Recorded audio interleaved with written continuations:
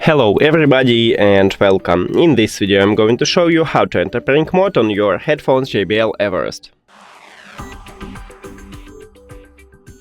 And firstly we should turn on these headphones. So right here at the right ear cup we have power button. Slide up it. And now we turn on it.